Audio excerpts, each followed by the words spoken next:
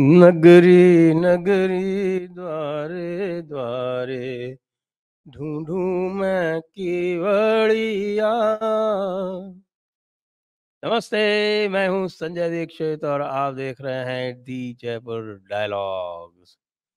इस वीडियो को लाइक करें, शेयर करें और चैनल को सब्सक्राइब करके बेल आइकॉन दबाएं। तो ये जो मैंने आपको अभी-अभी एक छोटा-सा मुखड़ा सुनाया, ये आजकल राजस्थान में वसुंधरा राजे की दशा और दिशा है। वो वसुंधरा राजे जो अपनी नाक पे मक्खी नहीं बैठने देती थीं।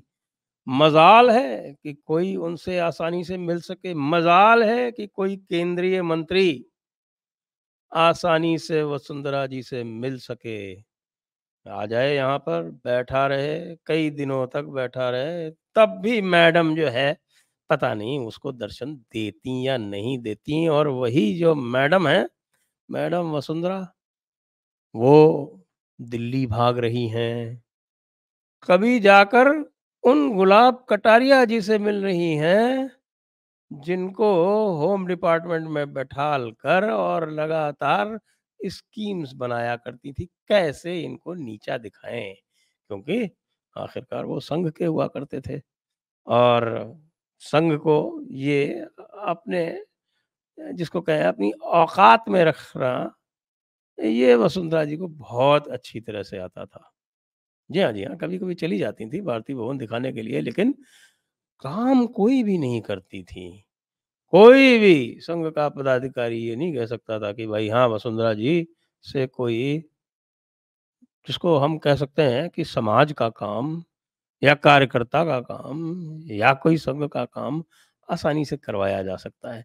नाक रगड़िए, चारों तरफ बिल्कुल आपके चप्पलें घिस जाएँ, तलवे घिस जाएँ, सब कुछ हो जाए, लेकिन साहब ये ठसक थी महारानी की। तो अब वो जाकर कभी गुलाब जी से मिल रही हैं, कभी नड्डा साहब से मिल रही हैं।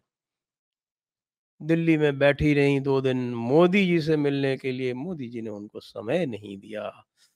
मुझे तो वही याद आती है जब वसुंधरा जी समय नहीं देती थी अधिकारियों को 6-6 महीने। यही इसी को कर्म कहते हैं। अब ये कर्म जो है वो चारों तरफ से घूम-घाम के और वसुंधरा जी के इर्द-गिर्द आ गया है। और अब उनकी समस्या ये है कि जैसा हमारे सोर्स हमको बता रहे हैं कि उनको ये कह दिया गया है कि भई देखिए, अब आपको चेहरा तो बनाया नहीं गया, तो आप समझ सकती हैं, वो चेहरा तो हम बनाएँगे नहीं, किसी को नहीं बनाएँगे, कहीं भी नहीं बना रहे। हमने तो सिटिंग चीफ मिनिस्टर को ही चेहरा नहीं बनाया मध्य प्रदेश में, तो आपको चेहरा बनाने की बात ही कहाँ से आती है? बल्कि ये भी हो सकता है कि शिवराज सिंह चौहान को इसीलिए चेहरा ना बनाया गया हो कि इनको वसुंधरा जी को चेहरा नहीं बनाना था। वैसे जैसे कि चर्चा हो रही है कि शिवराज सिंह को चेहरा न बनाने से भाजपा को कई स्थानों पर लाभ हुआ है, विशेषकर चंबल क्षेत्र में, जहां वो पिछली बार बहुत बुरी तरह से पिछड़ी थी।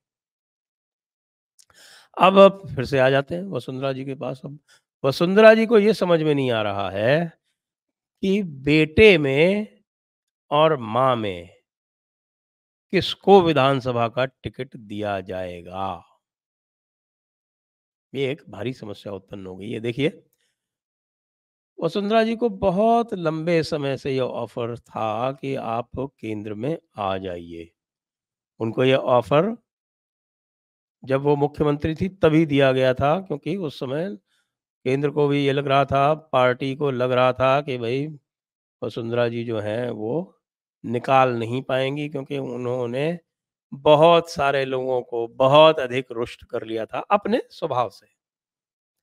और खैर, भ्रष्टाचार की जब बातें करते हैं भारतीय जनता पार्टी में, तो उस समय राजस्थान की तो बात ही अलग थी।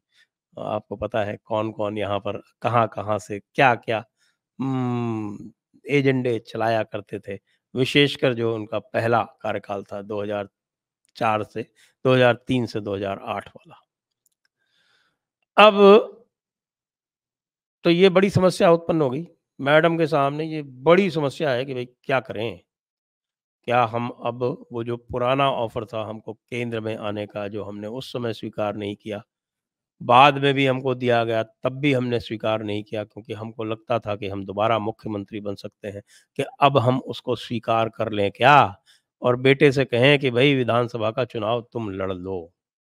वैसे सही बताया जाए तो ऑनरेबल एग्ज़िट जो है वो मैडम के लिए यही है। इस समय तो मैडम दर-दर भटक रही हैं। किसी किसी के भी पास जाने को तैयार हैं, जो उनको कुछ भी सांत्वना दे सके कि भई कम से कम आपके समर्थकों को टिकट मिल जाएगा। जो पहली सूची जारी हुई 41 की, जिसकी चर्चा हम आपसे कर चुके हैं, उस 41 की सूची में मैडम के बड़े-बड़े समर्थकों को बड़ा-बड़ा झटका लगा और फिर काफ़ी कुछ जो है वो उठा-पटक करने का प्रयास किया गया, पार पड़ी नहीं। जो लोग उठा-पटक करने का प्रयास कर रहे थे, वो भी शांत होके बैठ गए। कुछ 2-4 जगह पल बचे हुए हैं, लेकिन अभी बहुत लंबा सफ़र बाकी है। कितना कसबल दिखाया जाएगा, वो बाद में पता चलेगा। अब समर्थकों का उनके ऊपर से विश्वास उठता जा रहा है, यह एक बड़ी समस्या हो गई है। अब आप नरपत सिंह राजवी को टिकट नहीं दिला सकती, यदि आप राजपाल सिंह शेखावत को टिकट नहीं दिला सकती, तो आप बाकी जो और जो हैं आपके, उनको कैसे आप टिकट दिलाएँगी? तो भाई राजनीति में तो ये है कि अगर आप टिकट नहीं दिला सकते तो कौन-सा एमएलए आपके साथ आएगा? सारा खेल इसी पर टिका रहता है।